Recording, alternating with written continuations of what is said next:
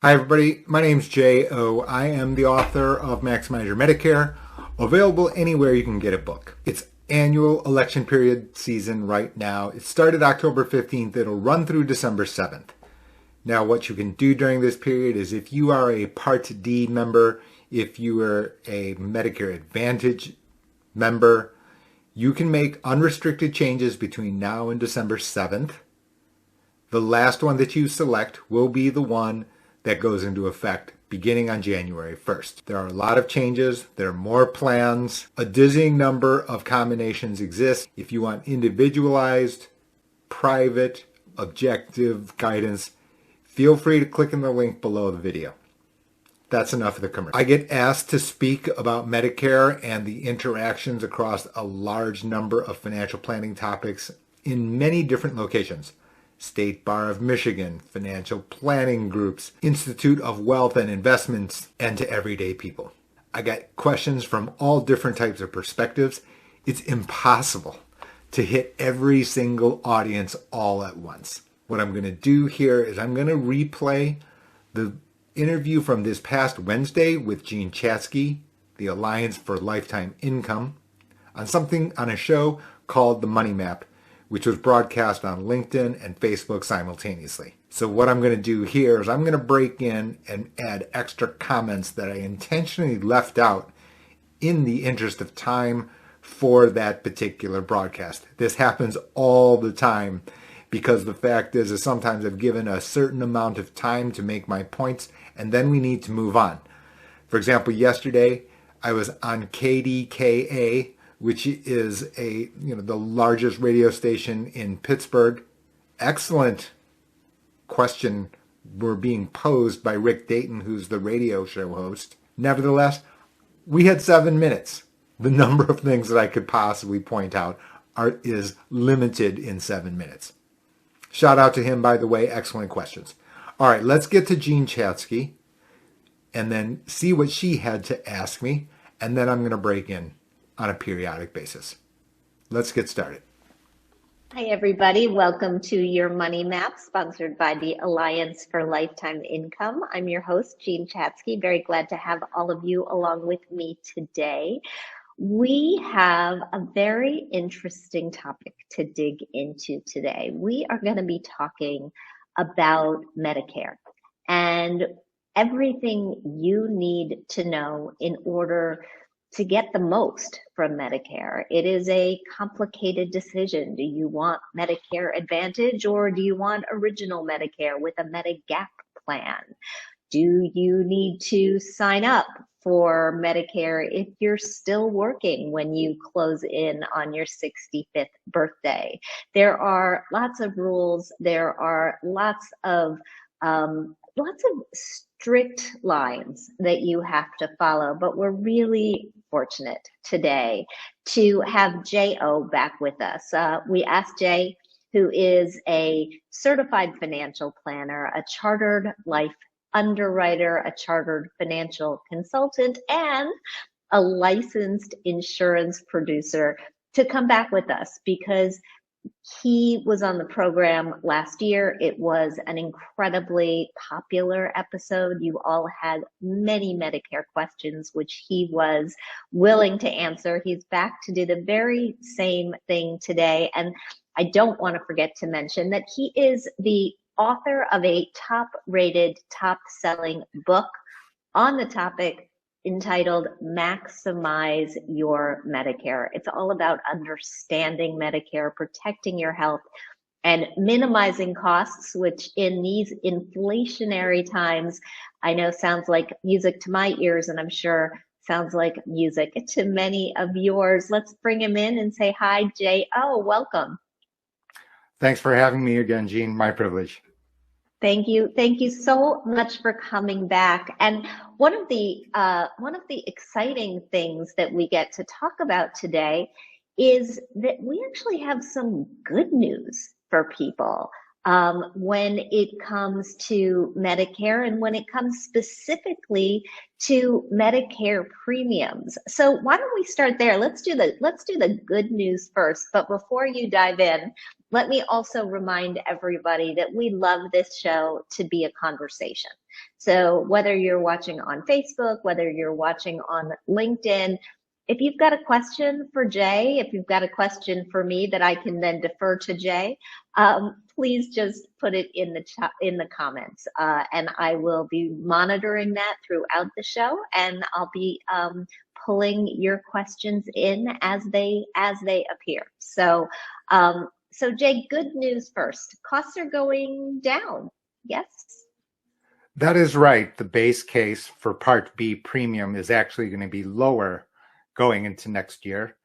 It was delayed. In fact, it could have possibly been that premiums were lower this year after the fact due to the cost reduction of an Alzheimer's medication, which is covered by Part B. Nevertheless, yes, certainly higher Social Security payments as a result of COLA, lower Part B premiums for 2023. How big a difference is this going to make for people who are living on Social Security? It is marginal, to be candid with you. I want to say $164 and change going into next year. So it is marginal. There are other bigger legislative changes that have occurred, which will be more notable in terms of savings for people in 2023. Let's talk about those as well while we're talking about the good news. I know that there have been considerable headlines made that as part of the Inflation Reduction Act, the government's going to be able to negotiate for costs on the 10 most popular drugs, or the 10 drugs that we spend the most money on. I'm not exactly sure how that's going to shake out. Can you tell us about that? Yes, that is certainly the headline news, which is negotiation by the federal government with the pharmaceutical companies.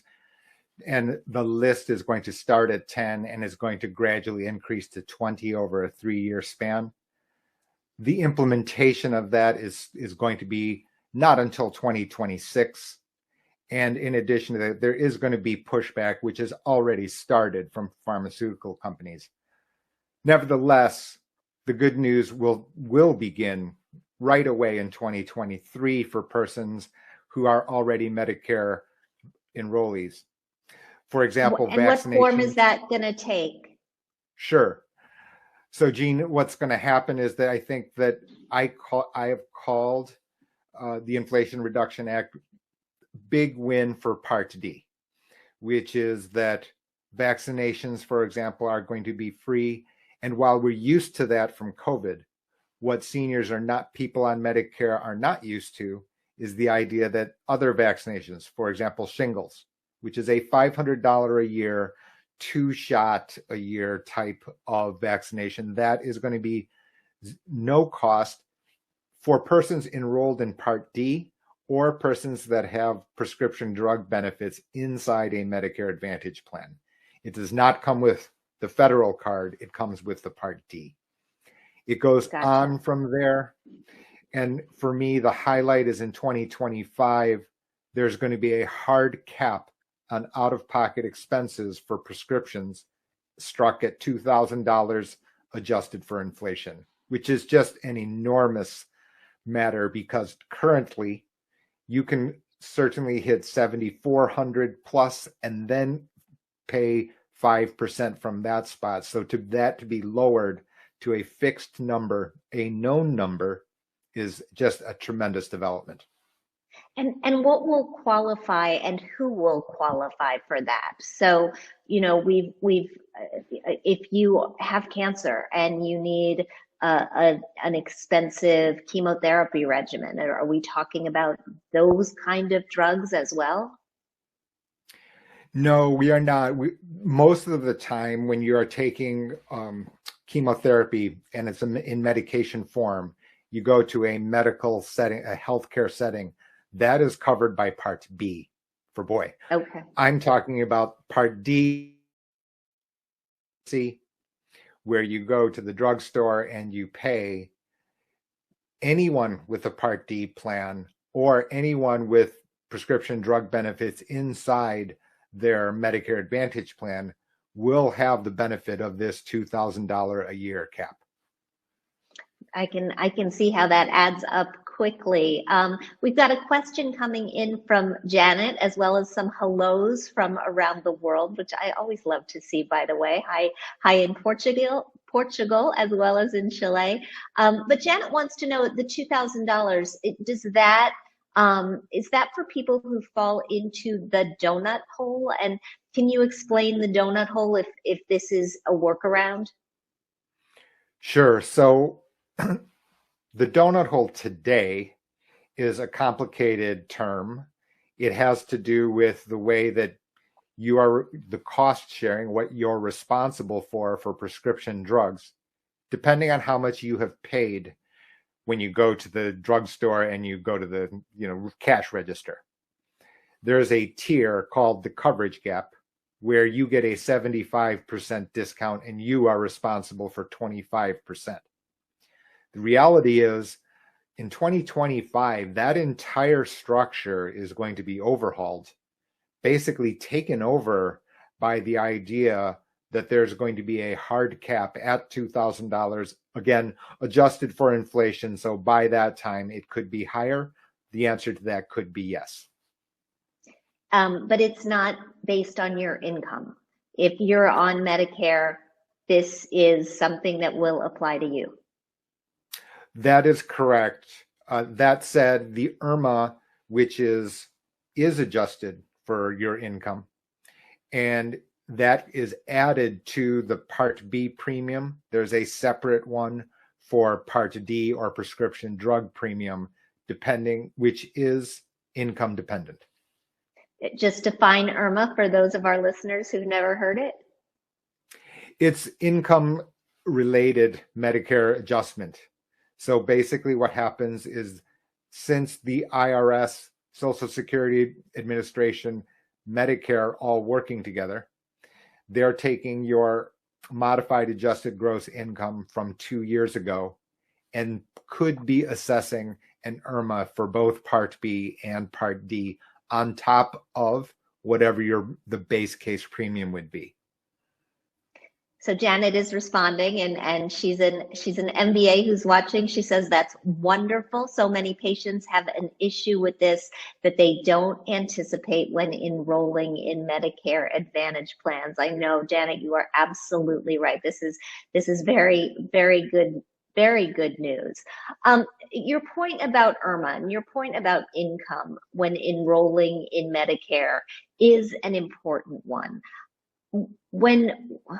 When people are in their early 60s and they can see the potential of getting Medicare approaching in the next couple of years, what kind of planning do they need to do? And when do they actually start having to make significant moves? I know we are right now in the fall heading right into what we call open enrollment, and this is the time to make some changes. But often the planning has to be done even before that. Can you talk us through it? It's a complicated question you've asked, Jean. Yes, the issue is that since there's IRMA, and since that is related to your income tax, your taxable income, the issue is when you're going to realize taxable income, and that does require, for certain persons, advanced planning, because you can understand that people have their retirement savings in qualified funds, 401k, IRA. There are other strategies that are known, Roth conversion, for example, being a very popular one. Nevertheless, you need to consider the interactions, the fact, and there can be unintended consequences from some particular financial activity that you have, made. And as a result, that needs to be incorporated into IRMA and other cost considerations, especially since, for example, pre-Medicare health insurance easily exceeding $1,000 a month. Even that, for example, is very much part of the overall financial planning process, for sure. So you suggest that people really start looking at this and thinking about this 2 years prior um, to the first person in their family turning 65. Um, what do they need to do 2 years out?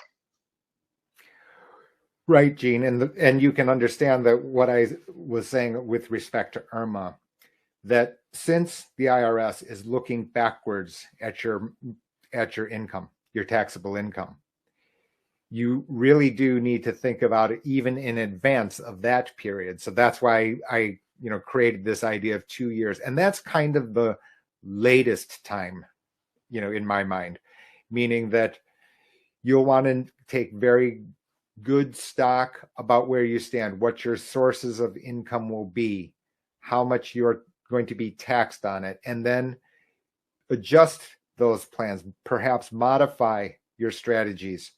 And that can always go all the way to, for example, your investment strategy, where asset placement and the taxation of those investments is different.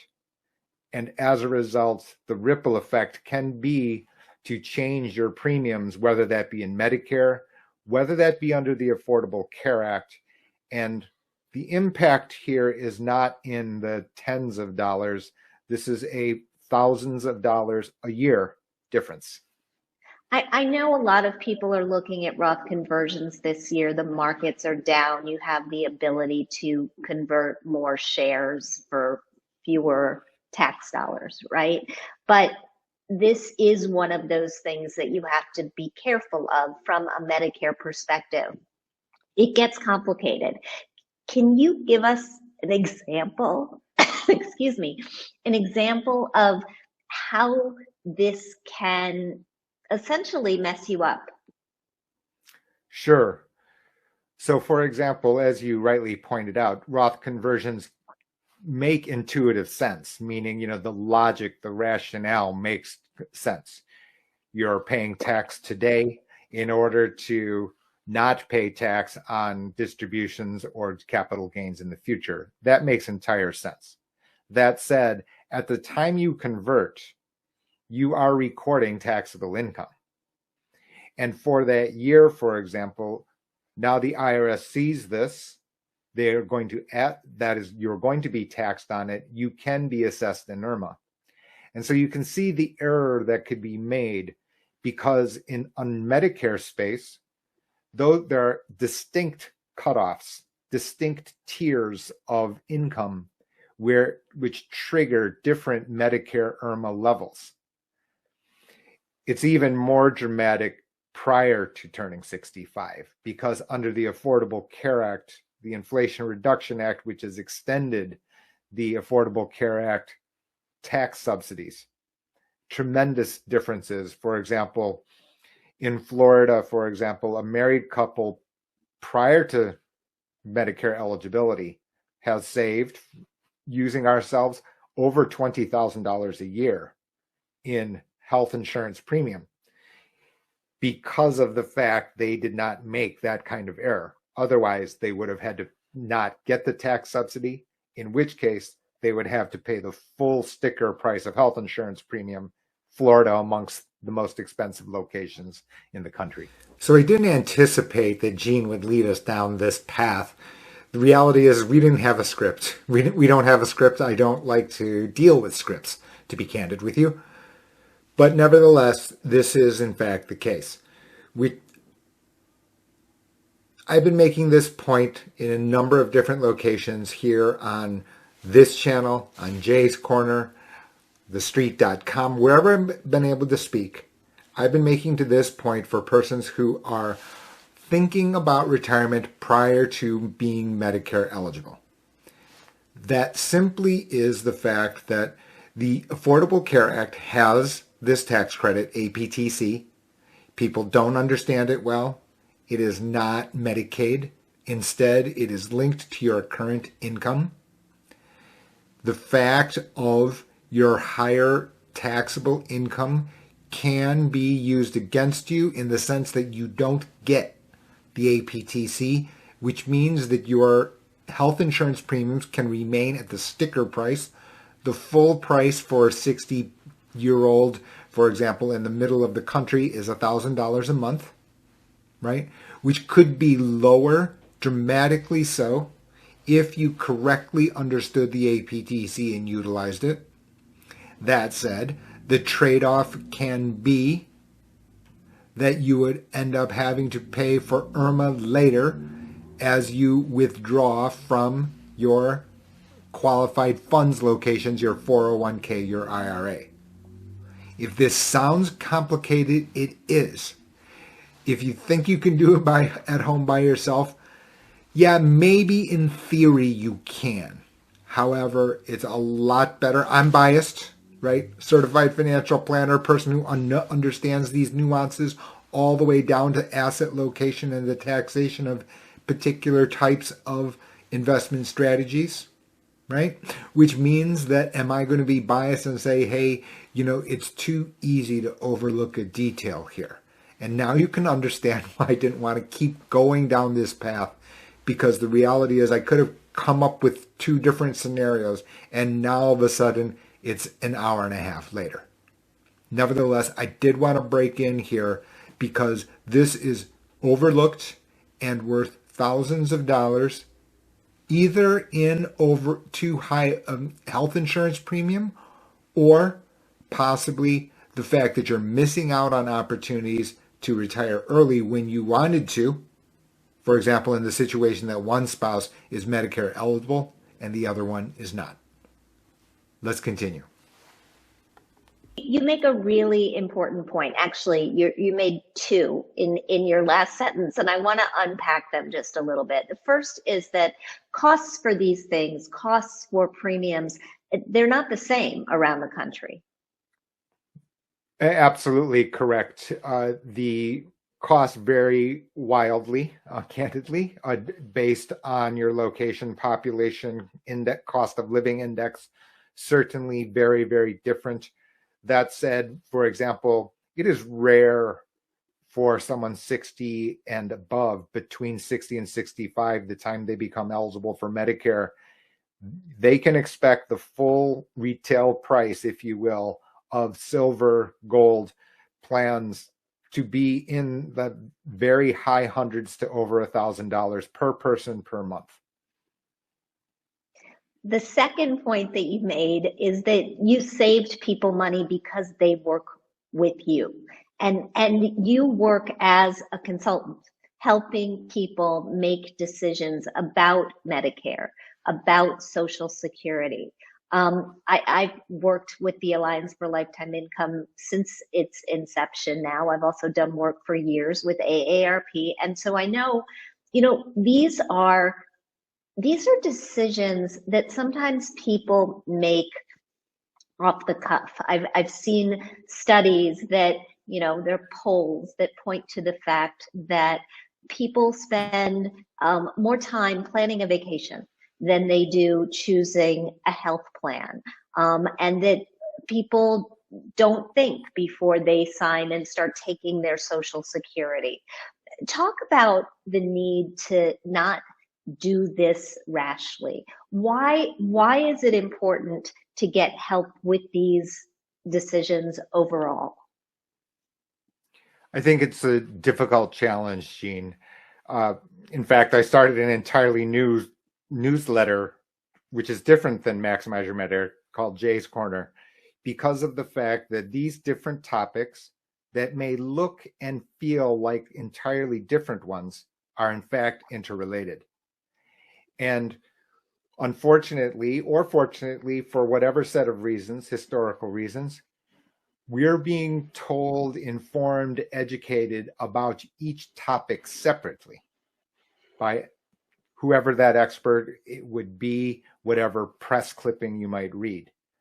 But the reality is, as we've just discussed, even in 20 minutes, is the fact that the ripple effects, for example, on Roth conversion are much more than just simple defer taxes later because you don't want to pay capital gains tax in the future.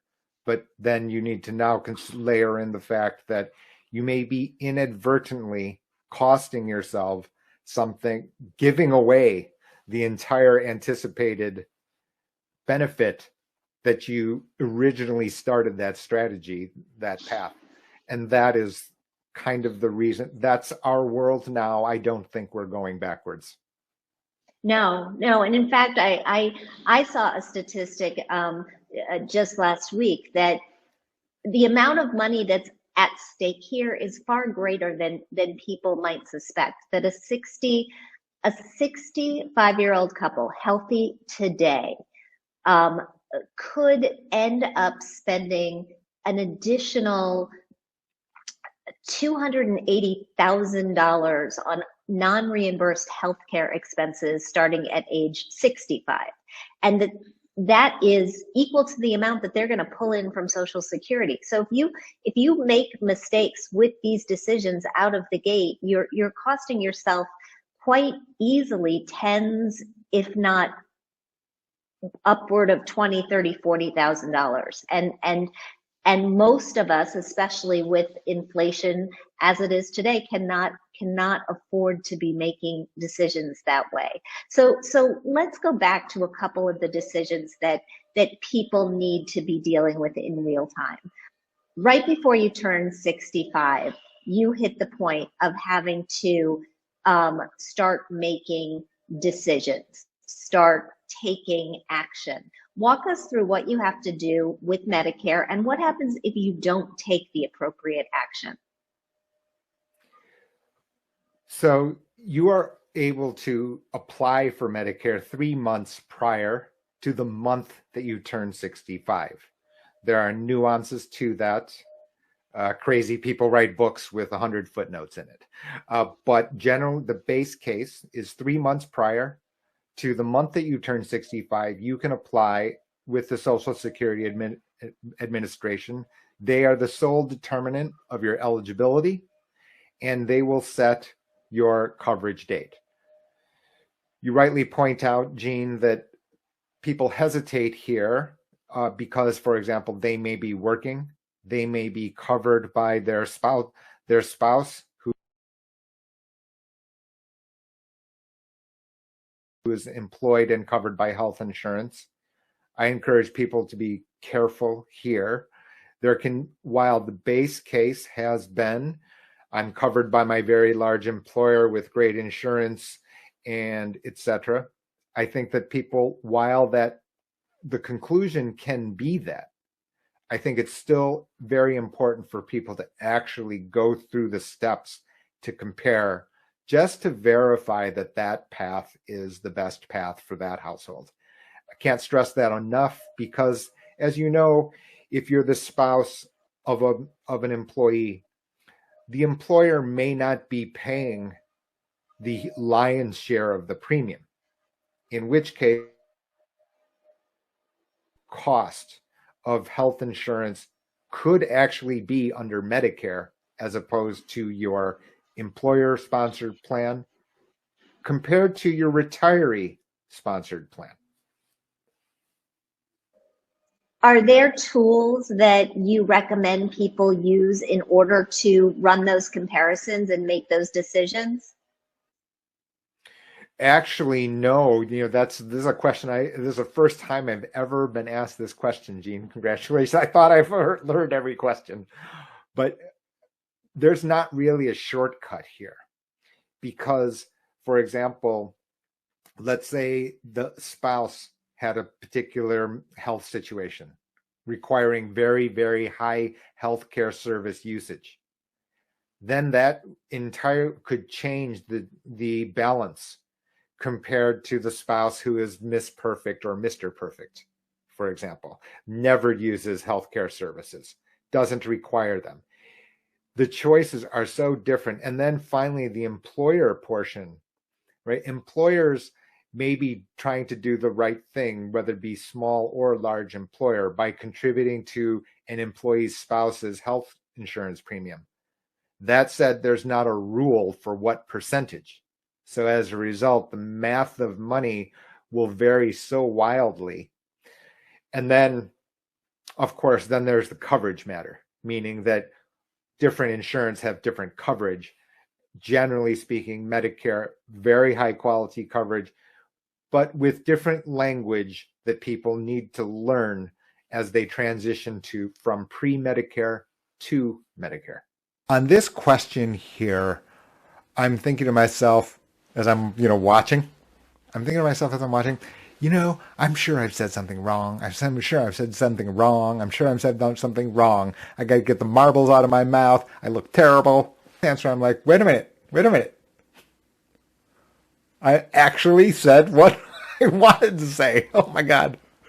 All right. That said, I do want to add some extra details here. This is wildly overlooked. Sometimes life hands you a situation and all of a sudden you've got to hit fast forward. You've got to hit fast forward. You got to take up my book and you got to eat and swallow and understand every last detail under duress. I get it. There isn't a good shortcut. There's no boilerplate here. There's no tool. Gene's question, as I stated, it's the first time someone's asked me the question whether or not someone has a tool. The reason there's no tool is because there's no shortcut. The number of moving parts, pieces here is enormous. Are you married? Are you single? Are you working at a small employer? Are you working at a large employer? Do you have high health care costs? Does your spouse have high health care costs? Does your employer contribute a lot towards you alone? Does the employer contribute a lot towards you and your spouse? Does your employer require you to pay the lion's share? All of those things must be considered in order, in the correct order, and then you compare it to Medicare. So you've got to have the facts, the list of facts correct, even before you understand the language of Medicare. What ends up happening is people are overwhelmed. They just gloss over it. And especially for those persons who are eligible for Medicare prior to the age of 65, it is not hundreds of dollars a year. It's not thousands of dollars over a span of a decade. It is tens of thousands of dollars in financial difference, either in overpayment of premium or under receipt of benefits. To Jay, that's 6 of one, half dozen of the other.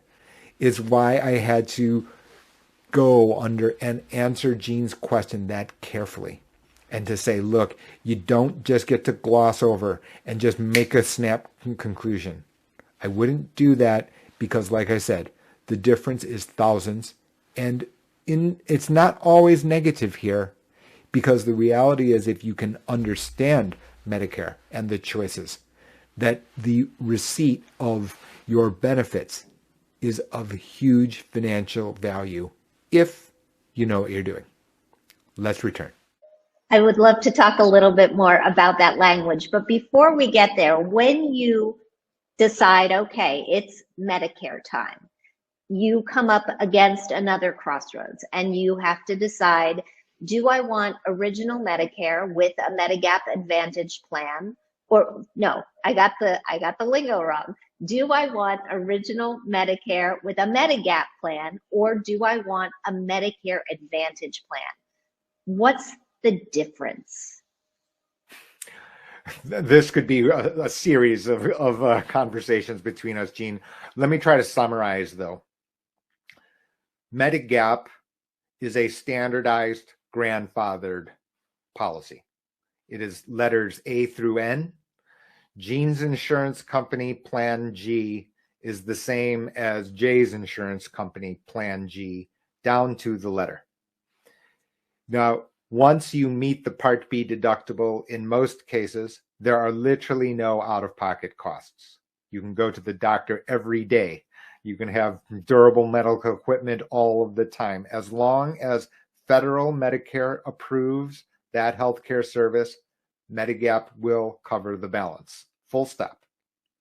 That said, the premiums are not zero, and they will increase with time and as you age. Not based on your claims, but on the claims of you and your fellow policyholders in your location. Generally speaking, that is without getting too far into the weeds, that's how I would summarize Medigap. Medicare Advantage is very different. The entire setup and construct is different, meaning that Medicare Advantage is annual contract. That means every feature, every cost, every detail is subject to change annually. And this is that period that you can change among Medicare Advantage plans available in your zip code to be effective January 1st. When I consider Medicare Advantage, I tell people in my book and in, over the phone, however many people will listen to me, is to say you need to understand how the network works. That the way to lower your cost, the way to have the greatest access to healthcare services that you want is to make sure you understand the network, which will vary from Medicare Advantage plan to Medicare Advantage plan. Most of the time, Medicare Advantage plan does include prescription drug benefits and other extra benefits, kind of the subject of all the TV commercials and things like you would hear. Those are all true, that those are embedded inside of Medicare Advantage. They don't exist inside of Medicare. You're talking about things like dental and vision and silver sneakers, right? The exercise plan. So how do you decide? I mean, if we think about Medicare Advantage like an HMO, right? And original Medicare with a Medigap plan, a little more like a PPO. How do you know, based on your own health and based on your own wallet, which is right for you? And I know this is a very wide-ranging question, but are there some general guidelines that you could give us to help?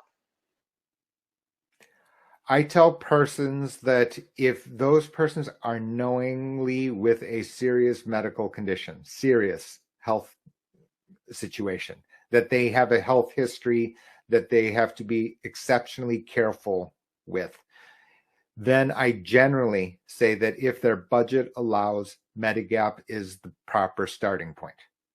And the reason simply is that things happen, they can go to the doctor, there can be other consequences, etc., ongoing monitoring or services required.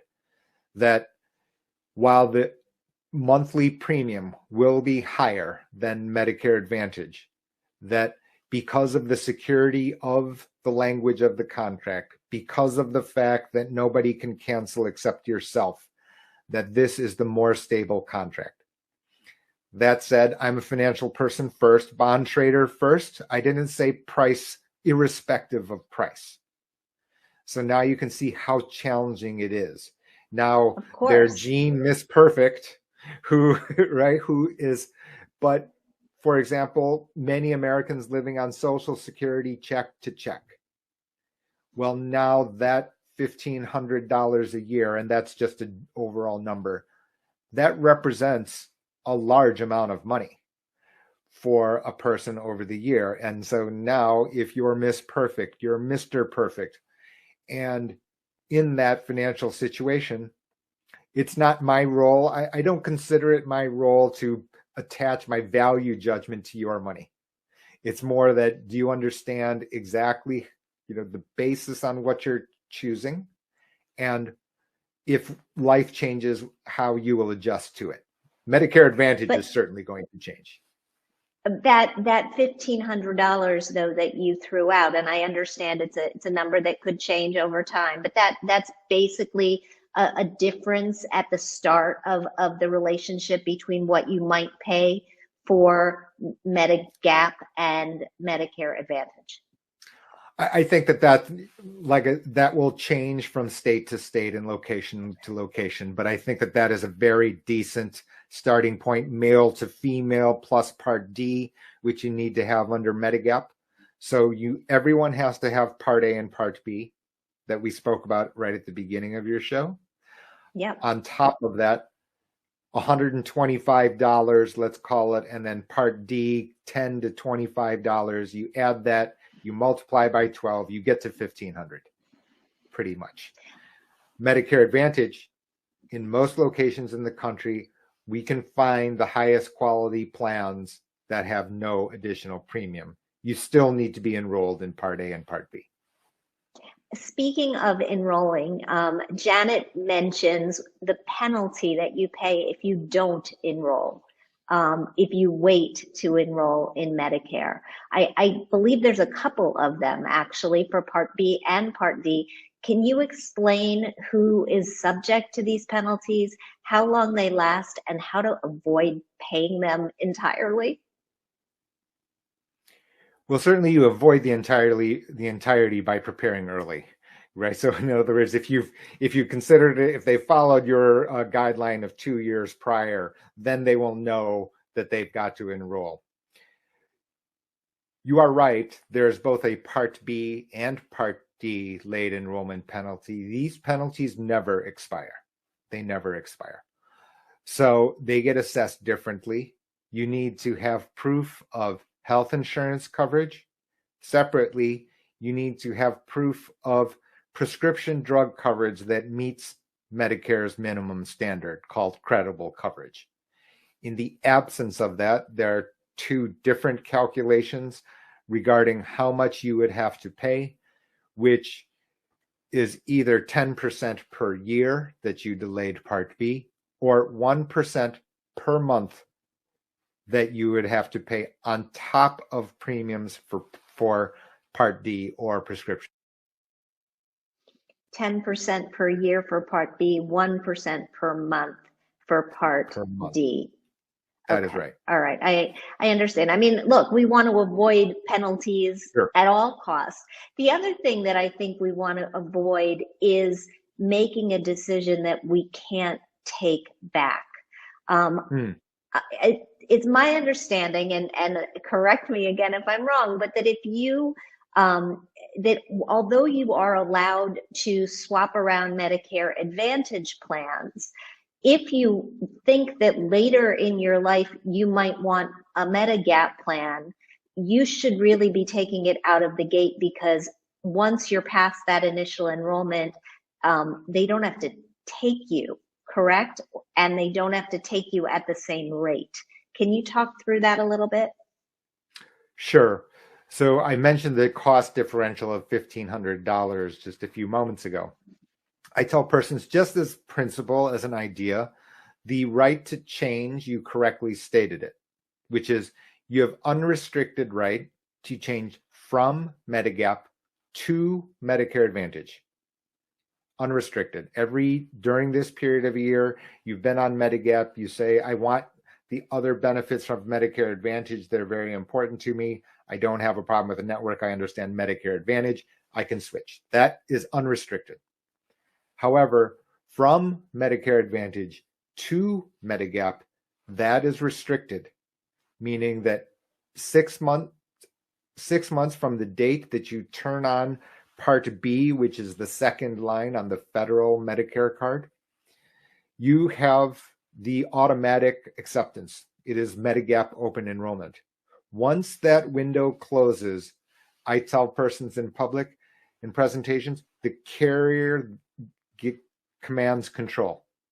They get to ask you what they want. They can deny your application. They can charge you a higher rate if based on their findings. You've lost control of that at that point. And that is then should be considered as part of the price difference, that you're paying more for Medigap than Medicare Advantage on a monthly basis. And yet, I know that we are talking about the things that you don't want to do, and we're delving into the things that you need to be careful of. You and I had a conversation before this interview, and you said it gets no better than Medicare. You are an unabashed fan, I think, of the Medicare program and the care that it provides for people. So talk to us a little bit about that. I mean, my husband is 66 years old. A lot of his friends are on Medicare at this point. I've heard some of them describe it as, oh my gosh, I got a raise. This can be a big and positive financial difference in the life of people. You just may need some help in order to get it right from a Social Security advisor, a Medicare advisor, and a financial advisor. I think that's right, Jean. And when I say that I'm a fan of Medicare, I draw on my experience from global financial markets, which is that I have been on the writing end of very complex financial instruments where the definitions are almost indecipherable and changing all the time because that's the creator's right. Under Medicare, the federal government is defining the terminology. The carriers Medigap carriers, Jean's insurance company, Jay's insurance company, we have no leeway to debate what this terminology means at all. We have a contract that has to be identical to each other. The same thing in Medicare Advantage. Each of those contracts are approved by the federal government, that they have to meet particular standards. When you're talking about other complex financial instruments, index universal life, guaranteed universal life, deferred income annuity, etc., the carriers are defining all of this fine print. Under Medicare, that's simply not the case. I couldn't speak more highly of the questions, the pacing, the tone of Jean's questions. I mean, it really gets no more polished or better than Jean. So much so that I even put on a suit coat. I had sweatshorts on underneath. Don't worry. I had sweatshorts on underneath. Don't worry. Subscribers to Jay's Corner, subscribers to the newsletter know this, which is that you should have picked up on the idea that Medicare, candidly speaking, is the shallow end of the pool. That as far as contracts go, health insurance financial contract, Medicare being a subsection inside of the category of health insurance, that I've experienced in far more complicated documents regarding far more complicated financial setups. And my evaluation of Medicare is as I stated, which is that since the federal government is defining the key benchmarks, the key goalposts on which Medicare coverage is defined, from that stable base, the carriers, whether they be Medigap carrier or Medicare Advantage carrier, have to play ball within those boundaries. Under Medigap, very clear, which is the coverage is in stone, period. As long as you pay premium, your coverage is known. For some of you, the extra cost is going to be worth it. For others of you, the cost is not going to be worth it. It's worth the financial risk. Both can coexist. The idea of never is candidly blasphemy to me. It's a disservice. It is too extreme. The issue is that under Medicare Advantage, that the carriers do have leeway inside those boundaries. So far, they've used those boundaries to enhance benefits, whether that be dental, vision, embedding it inside of Medicare Advantage. Drug costs can be lower under Medicare Advantage than it is under a standalone Part D plan. That is entirely possible and explained by the fact that the monies that are coming to Medicare Advantage carriers are being distributed towards enhanced Medicare Advantage prescription drug coverage. That all said, the confusion over Medicare Advantage plans is going to result in controversies. You can see headlines. There are other videos here on the channel and on Jay's Corner talking about these controversies. Those controversies likely not to go away. What it is not is a political matter or a philosophical matter for me. That's a different channel. That's it. That's a different channel. That's a political statement you might be making. That's a philosophical statement you might be making. Candidly speaking, I'm not interested in that debate with you. What I am interested in is making sure the fact that you understand these differences right from the beginning so that you can understand that the ramifications from the choices that you make can be far-reaching. From there, my guidance, candidly speaking, is agnostic. If it's worth it to you to save that money because you need to prioritize those funds for other parts of life, so be it.